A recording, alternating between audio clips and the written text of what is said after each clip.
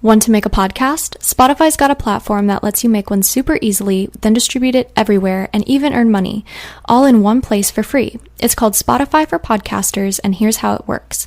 Spotify for Podcasters lets you record and edit podcasts right from your phone or computer, so no matter what your setup is like, you can start creating today. Then you can distribute your podcast to Spotify and everywhere else podcasts are heard. Video podcasts are also available on Spotify. With Spotify for Podcasters, you can earn money in a variety of ways, including ads and podcast subscriptions. And best of all, it's totally free with no catch. Ever since I discovered Spotify for Podcasters, I feel like I've been having a lot more connection with my listeners through the Q&As and polls. I highly recommend you give it a try. Download the Spotify for Podcasters app or go to www.spotify.com/podcasters to get started.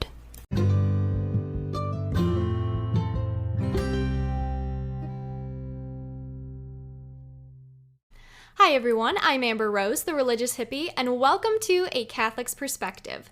For those of you just finding this podcast, let me tell you a little about myself. I was born and raised a cradle Catholic until I fell away from the church for 8 years. I just recently came back to the church, and I could not be happier with where I am today. I am currently a junior in college, and I'm studying graphic design. I am an ambassador for multiple amazing Catholic Christian companies, and I love working with all of them. Now, some of you may already know me from my popular religious hippie social media channels, such as TikTok, YouTube, Facebook, Twitter, and Instagram. I have all kinds of Catholic content on there, so don't forget to go check those out. So the reason I wanted to start a podcast was so that I'd be able to have a longer format which people could listen to from wherever they are. I particularly wanted to address issues that young Catholics face today in the secular world, and I want to do that by providing information along with commentary and even a little of my own opinion. I can't lie, from time to time I might be discussing very controversial issues, and some will find my opinions unappealing. But I do this out of my faith and service to God. We must keep communicating with each other, respecting each other, and put each other on the path to sainthood. I think you'll enjoy the podcasts coming up, and I thank you for being here with me.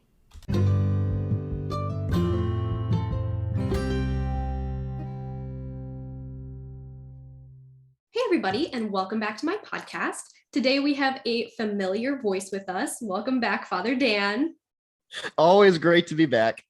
Yes, our twin little podcast. If you guys don't know Father Dan, he runs the Karate Priest podcast, and he also runs his own social media pages, and he is in fact a karate priest. Oh, and you also work for the military, do you not? Yes, I'm in the reappointment process right now for Chaplain Corps, so I'll be hopefully reappointing and promoting soon. That's exciting and scary at the same time, but like mainly exciting. Yeah, because the whole Ukraine situation's like, oh my gosh, am I going active duty right in time for World War III? Right. Definitely praying for the best in that situation. In fact, we are doing the consecration to Our Lady for Russia and Ukraine this coming Friday. Yeah, which is actually tomorrow, is it not? Today's Wednesday. Tomorrow's Thursday. Oh, okay. Anyway, 2 days from today of when we're filming this podcast. So today's podcast topic is basically dating, pre-marriage prep, and marriage. So we have some scenarios for you guys that we're going to be going over, such as courting versus dating, how to pick the right partner for you, marriage prep and what to expect, and then what about mixed marriages and stuff, since those are becoming more prominent in today's era.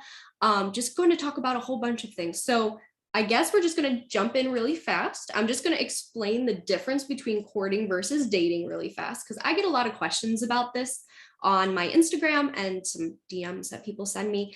And honestly, I didn't really know the difference. I didn't think there really much was a difference, but I found this chart, and charts never lie. No, charts are always extremely helpful. Exactly. So they compare courting versus dating. So courting is like a promise to make a commitment to marriage. Dating doesn't account for readiness into marriage or long-term commitment. Courting is no physical intimacy. Dating is not waiting until marriage is acceptable, basically. So people will have sex and stuff like that, apparently. Courting usually lasts up to a year, and then dating doesn't have a timeline. Courting, family must give permission. So the person who is dating, so if the man is dating the woman, he must go and ask the father for permission before actually taking her and courting her. For dating, no permission is needed to date somebody. For courting, the man is usually the one to approach the woman and court her. In dating, there's no gender roles, blah, blah, blah. So that's basically some of the differences. I know there's some other ones, but those are the basic differences that I narrowed it down to. So now that we have that out of the way, Father Dan, you coach and you talk to a lot of young adults and older adults too. And this isn't just for the young adults, but what is one of the main mistakes that you see people making when they're looking for a husband or a wife while dating? So while they're dating, I think one of the biggest mistakes I see is they try to live as if they are married when they are in fact not. And what I see a lot is just a lot of promises that are made that you can't necessarily make because there is no sense of commitment yet, no real true sense of commitment. Um, and really this encompasses every aspect of what would seem like a marital relationship, including cohabiting. I do see a lot of couples living together, and then also even having kids together, before they're married. And then what happens is it never fails. Most of the time, there's a split. They end up breaking up, and I've seen kids grow up from almost from the time that they're born in these split relationships and joint custodies because the parents thought they could just make things work, and oftentimes it doesn't. And so I think that's probably the biggest mistake that I see is people trying to live like they are married when they are in fact not. I see that quite a bit too. I mean, we see it constantly in mainstream media and celebrities, and a lot of people have kind of thrown marriage to the wayside. And I believe the numbers of marriages has been lower this year, or well, in the last 10 years than it has ever been in history. And I think one of the reasons for that is the No Fault Divorce Act, which means that basically the woman can divorce the man and take everything he owns for no reason.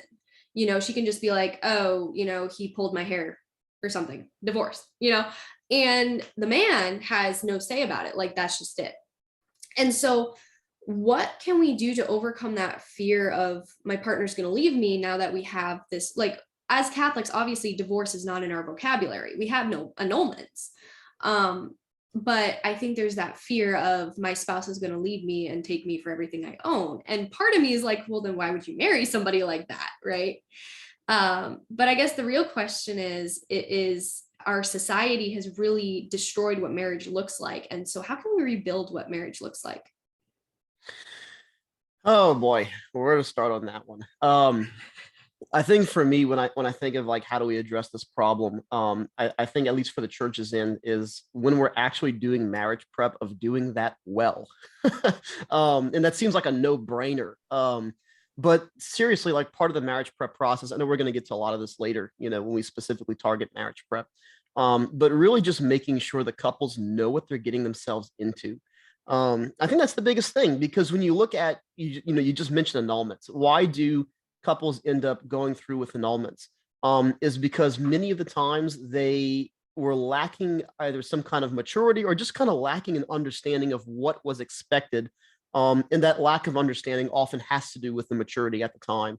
And so that's what we're looking at. I think the biggest thing is just making sure that they know what they're getting themselves into, that they have a healthy perspective of what marriage is. Because if they don't, then that's really going to color the process in the way in which they discern marriage in a way that's not going to be very good and beneficial for them in the long term. As far as like societally, conversion. That's a really simple answer too, but I really think a lot of this starts with a very fundamental turning back to God. I think of something that we like to call relationship identity mission, RIM. It's something that my diocese uses a lot with discernment, and so we look at at marriage as a vocation, and so that would be in a sense someone's mission. It becomes part of their identity and part of the relationship, but that relationship and identity and that mission come from their fundamental relationship and identity, which is first and foremost as a child of God, and then the relationships they have with other people first and foremost. And so I think really by reestablishing that relationship with God is really the foundational thing for any vocational discernment. So how do we fix marriage? Starts with, again, conversion. Wow. Yeah. And that's so true. I mean, we see how many broken marriages and what happens from it. Broken families create broken children. And a lot of those children, they still suffer greatly from the wounds that were inflicted from their parents, from something that their parents would think would have been a good thing. Separating is not always the best in the Catholic Church. We know we make it work, So obviously the point of dating is to marry that person. We don't play the field, as some people like to say. So what are some steps people can take while dating to see if that person is right for them without spending like 10 years dating them? Because I see a lot of young people spending like years and years of dating, and then they don't really hit any hard questions until they're thinking about marriage. But then that person is like, oh, well, I don't believe that. So no. How can we do it in like an orderly fashion where it's not rushed, but we get the important things out?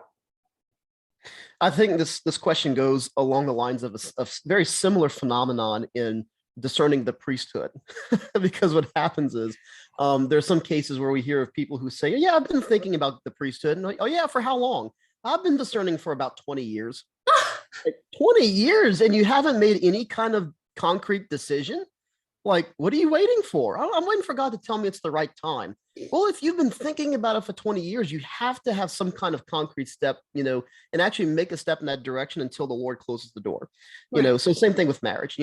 I think so. Going back to that question is, what some ways we can do that is making sure that both parties have the same goal in mind. They should have the goal of, we are discerning whether or not we are going to get married. That's not saying that we're ready yet. That's not to say that it's far or it's near. It's to say that the whole point is, yeah, like I'm looking for a spouse. Like I'm discerning who, if I feel like I am called to marriage, which you can't just say, I feel like I'm called to marriage. No, it's with a specific person. The marriage to the specific person is the married vocation. It's not just like, it's same thing like with priesthood. We had to discern a specific type of priesthood. There's some guys who it starts off with this general inclination of like, I think I'm called to priesthood, but then it's like, okay, well, diocesan, religious, military, in my case, Right. which is wrapped into diocesan for me as well. But it's the same thing with a spouse, like making sure both parties have the same end in mind. And then from there, making sure they have the same expectations, and that's what a lot of the marriage prep process is for, is making sure that they're on the same page. Mm. So that's really key, is making sure both parties are on the same page. They're asking the questions that need to be asked of each other. And they're not waiting until they're like a month before their marriage before they're asking important questions. They should be asking important and deep questions before they even get engaged, because engagement is where you're really saying, we are planning to get married, and now we're doing all the proximate preparation. Whereas the remote preparation would be more of the asking of questions during the dating phase, so you're not wasting your time. No, that makes sense for sure. And it's interesting to see how the process goes, because some people like friends of mine have dated for like a month and they've known, and they get married like in 6 months or whatever, or the next year.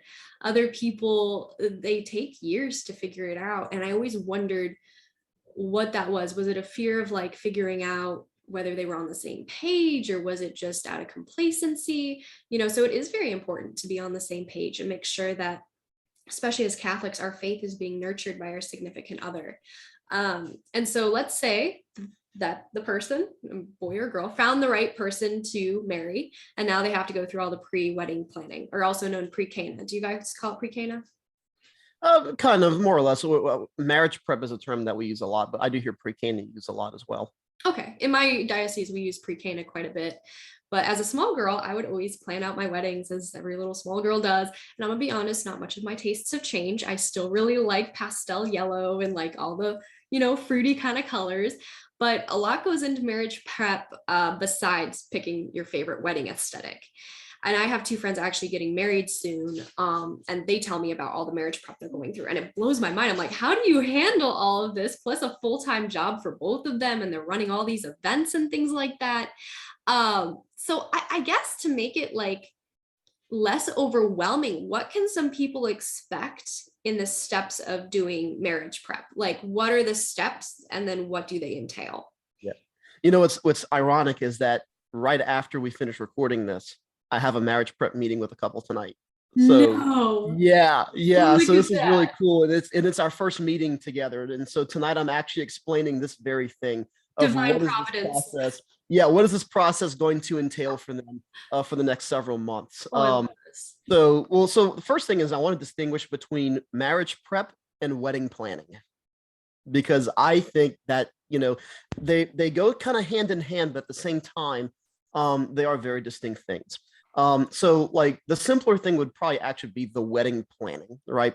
Booking the church, booking the venue, doing all the food taste testing and all these things, and Mhm. whereas the marriage prep is really getting ready sacramentally. You're really preparing to receive a sacrament, just like we prepare people for first communion, for confirmation. Just like for priesthood, we send guys to the seminary for several years. Marriage prep is basically that for the couple. It's making sure that they are prepared to receive a sacrament. And not just receive, to actually give the sacrament to each other, because in a sacramental marriage, it's the couple that gives the sacrament to each other. It's not the priest or the deacon or whoever's officiating. The couple actually gives the sacrament to each other. It's an exercise of their baptismal priesthood. And so with that, what can they expect when they come in? And I'll kind of use how I do my meetings as an example. The first meeting with me is like the intake stuff. So we get like the date of the ceremony, all their contact information, just to at least kind of like put all that on the calendar. And then from there, I lay out the process. So I tell them like what each meeting is going to entail.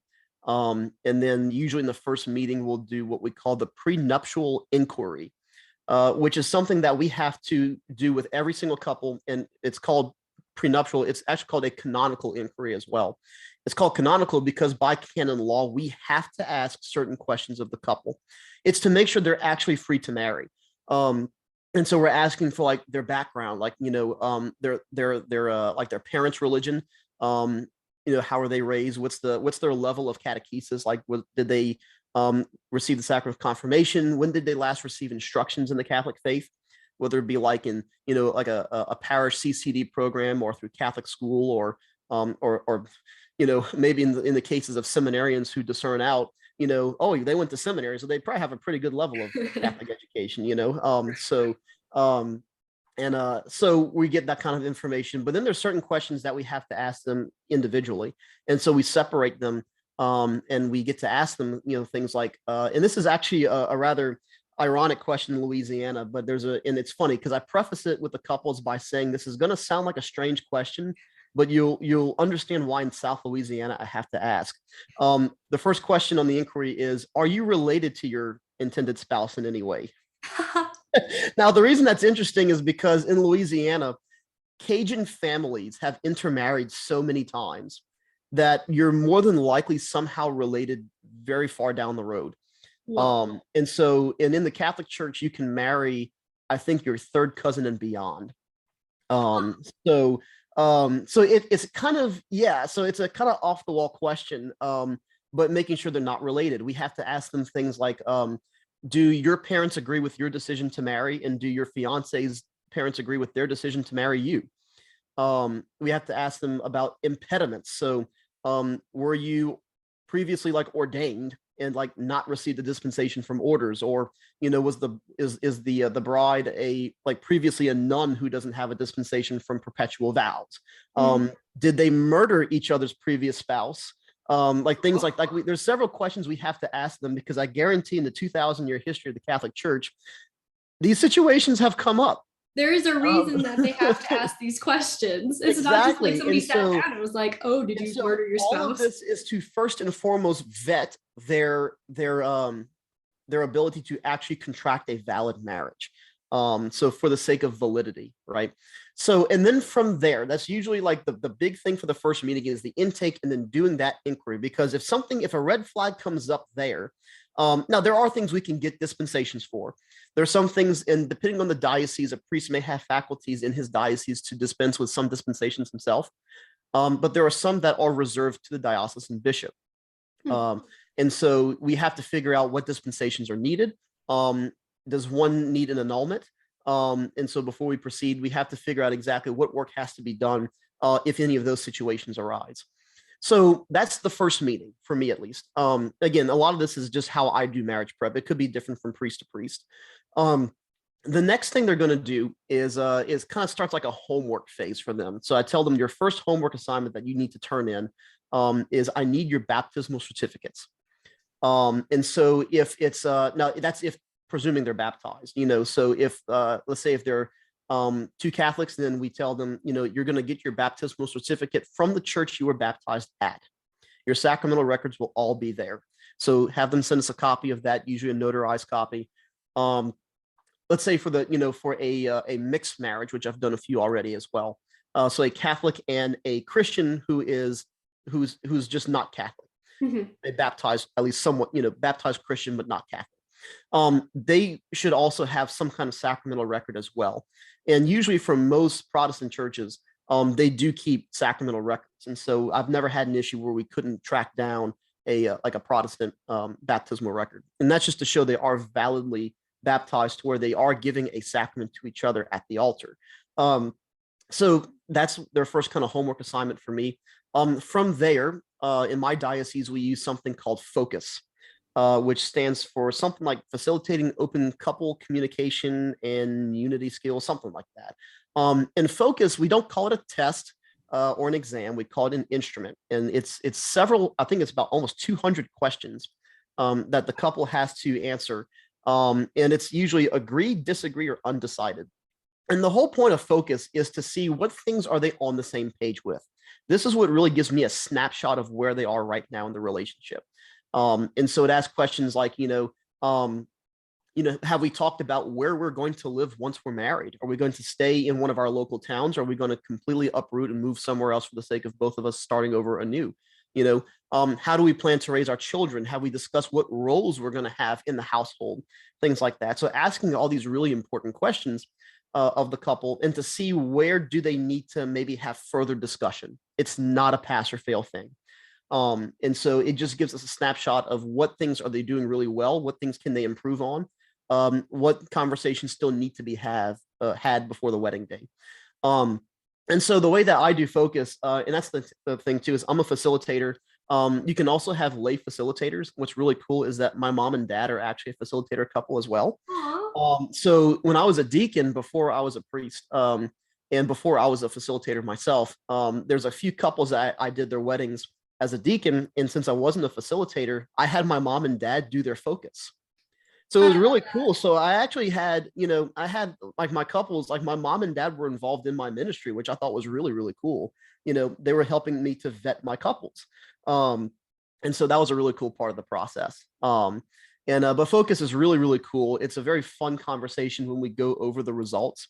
And it's amazing, just like the dynamic differences you see between the two people who are there.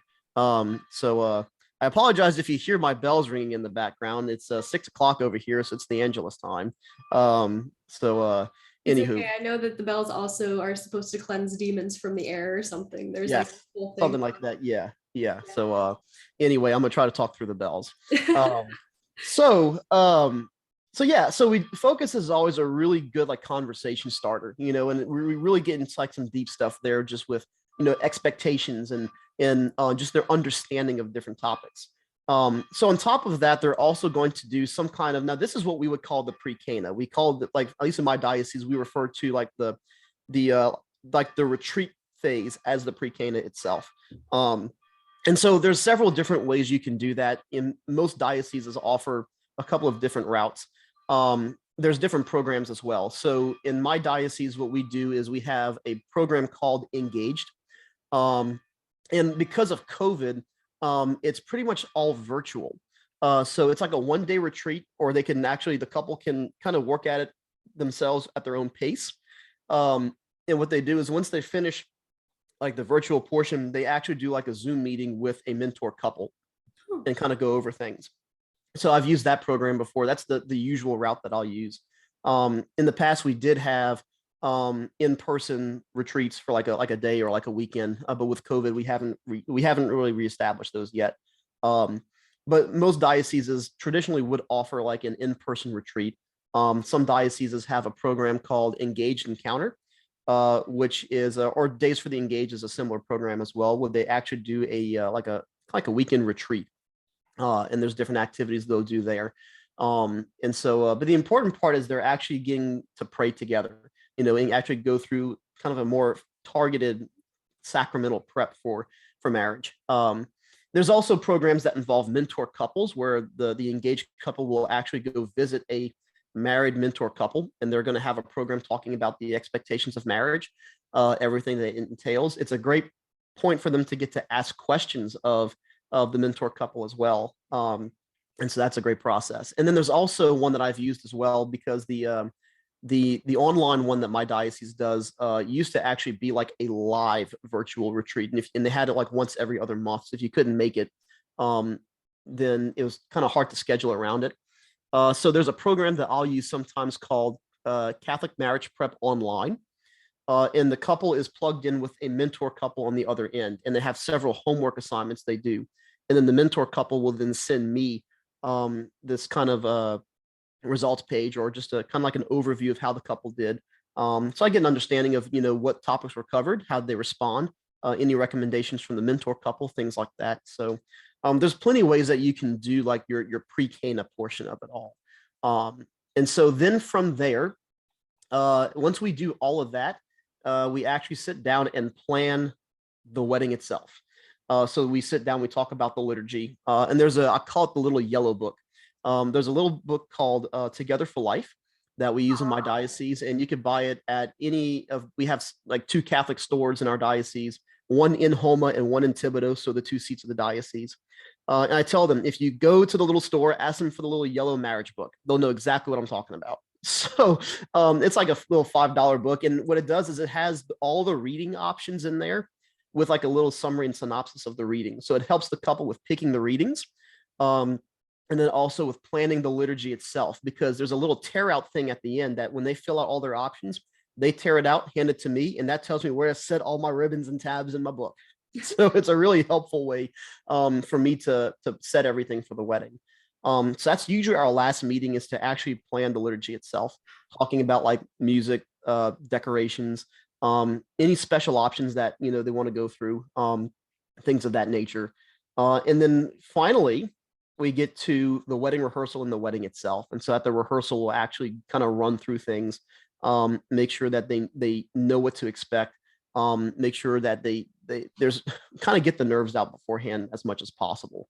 And then it's the wedding itself, and then that's it. We cross. Most of that take? Like, how long does all of that take usually? Like a year? So I'm glad you asked that question. It usually takes several months.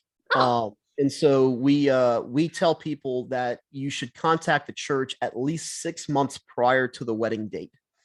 So now, because I'm at the cathedral, and this tends to be a very popular church for weddings, most of the time we'll get like phone calls a year in advance, because the cathedral does get booked up very quickly, because it's a gorgeous church. Right. So we do get a lot of requests here. And so it just depends on the parish. If it's a smaller parish, like a country church parish, you're probably safe at the 6-month mark. Now, what often ends up happening is, since I'm a priest at the cathedral and we have a lot of weddings, I tend to do a lot of marriage prep. So I do have several weddings on my calendar well in advance. And one of the things I have to do is prioritize the order of the weddings, and just kind of pace myself with, okay, who's the next couple I have to deal with? I have an accordion folder box on my desk that has all my marriage files.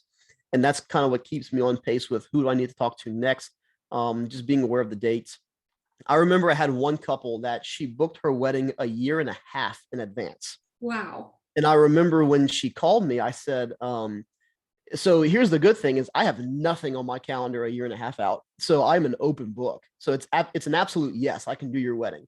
I said, here's the thing though, is I only need 6 months to do your prep. and I have like 7 weddings ahead of you at the moment. And I'll probably fill in some more in the next year and a half as well.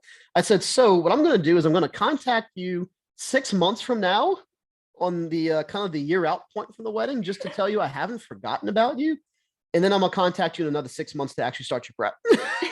Oh, because I have to pace myself. I do a lot of weddings. And so, and it was strange because, I had them in my file box for so long that when we finally sat down to do the prep, it's like, I feel like I've like known you guys, but not known you guys at the same time, and it was actually a beautiful wedding.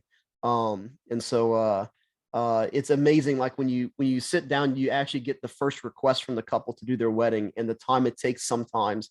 Like I said, that was the longest engagement I think I've had so far. The shortest one I think I've had is probably right at about 6 months. Okay. So yeah, but the good thing is that with the marriage prep process, a lot of this moves very quickly. And so we can do it, we can do it in less than 6 months. It's just that we give ourselves 6 months to pace ourselves Right. with the whole process. No, that makes sense for sure, especially with all the paperwork and stuff. You don't want to feel rushed, especially when you're planning everything else with the wedding. So Right. that Yeah. totally makes sense. And I know you mentioned mixed marriages. Now, that's kind of like tiptoes into our next question a little bit because Yeah. I get constant questions about, dating Protestants and things like this. And, I guess the main thing is it's like, I know you said that they need their birth certificate, they need to be validly baptized. Um, but what are the steps? Does that constitute a sacramental marriage or is it just a blessed marriage? Yeah. So there's kind of two distinctions when we're talking about marriages between anyone who's not a Catholic. So you have mixed marriages, which is a marriage between a Catholic and a baptized non-Catholic. Then you have what's called disparity of cult marriages, which is where you have the baptism. Listen to me. The marriage of a baptized Catholic and a non-baptized, like they're just not baptized. They could be Jewish, Hindu, Muslim, you name it, like, or just an atheist. You never know. Um, and so that's the case where one of those is sacramental, one of those is not. The mixed marriage is a sacramental marriage because both people are at least baptized. And so if we do confirm the valid baptism of the non-Catholic party, if they're a validly baptized Protestant, it is sacramental because they do have a valid baptism and a valid baptismal priesthood from which to administer the sacrament to their spouse. In a disparity of cult, it's considered a natural marriage, but not a sacramental marriage. And so that's because one of the parties is not baptized and cannot actually administer the sacrament to the spouse. So they are considered married in the eyes of the church, but there are different scenarios in which you could dissolve those marriages, as opposed to having to get an annulment and things like that. So it's a kind of interesting process for distinguishing between all those. Yeah, no, that's good to know, especially now that we see it happening so much more often these days. Right. I mean, I'm not saying that there aren't good Catholic guys out there, but my experience with a lot of Catholic men has not been the best. So I've met some really great ones, but none that I would ever, consider dating at all. They're great friends. But then I've met some really toxic, narcissistic kind of men. And I think you can find those anywhere. But I think we also tend to hold Catholics up to a higher standard. So when we look at a Catholic man, we expect him to be like St. Joseph and like all this stuff. And when he doesn't add up to certain things, we're kind of let down quite a bit. And I see a Right. lot of my people get discouraged from that, me myself included. So I guess the next scenario I'm going to throw at you, and the last scenario I'm going to throw at you. My dad comes from a mixed marriage. My grandpa was Protestant, and my grandma was extremely devout Catholic, and my grandpa supported her in everything. He was there at all of their sacraments and everything like that. And so I mean, my grandparents were mixed. And then on my mom's side, my grandparents are Catholic, so, both married in the Catholic Church. So if there's let's say that a Protestant and a Catholic get married outside of the Catholic Church, no dispensation, nothing like that, and they have a baby and they want to baptize the baby in the Catholic Church. What are some steps that they might go about doing that? Can they do that? Yeah. So first and foremost, we would encourage them, if possible, to get their marriage convalidated, to make it sacramental. How do they do And that?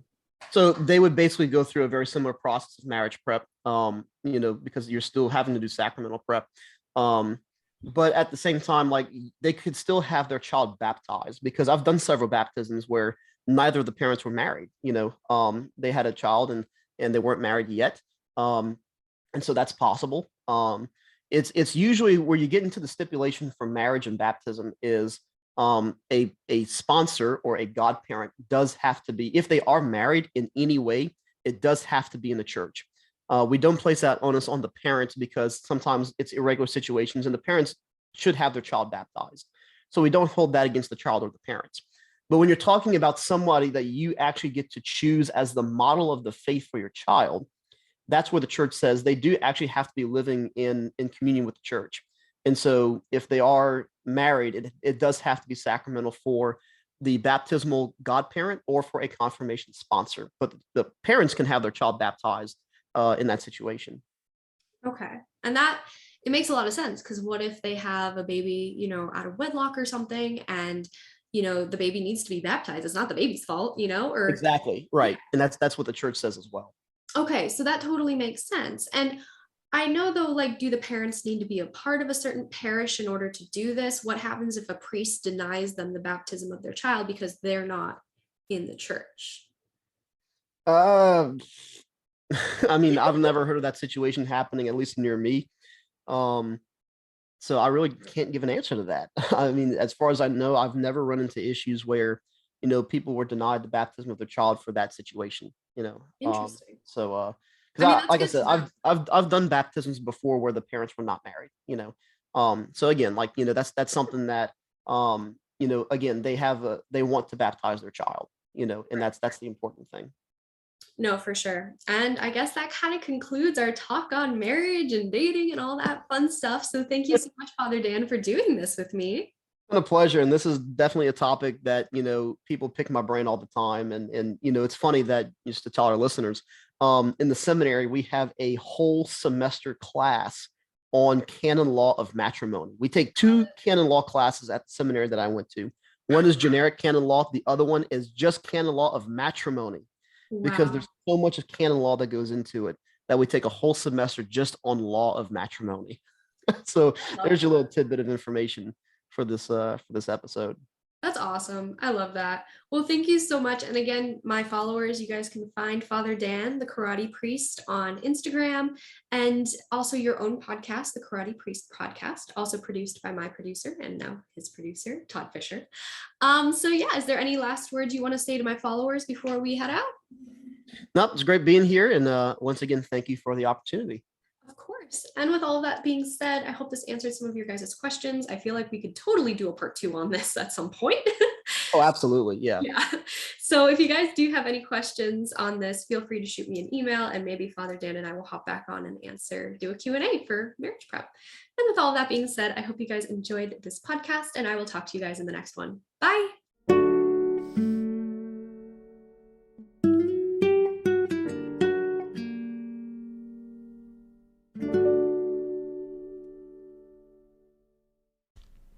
Do you have questions or comments about today's episode? Email me at thereligioushippie@gmail.com or leave a voice message at anchor.fm/thereligioushippie. I'd love to hear your thoughts. Thanks for listening.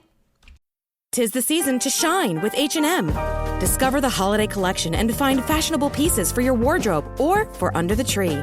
Get inspired and dazzle with this year's glam. From tuxedo styles, bow detailed pieces, impressive prints, and more. From unforgettable looks to unforgettable gifts. With fashion finds to home decor, find it all at H&M. Treat your loved ones and yourself this season. Shop in-store or at hm.com.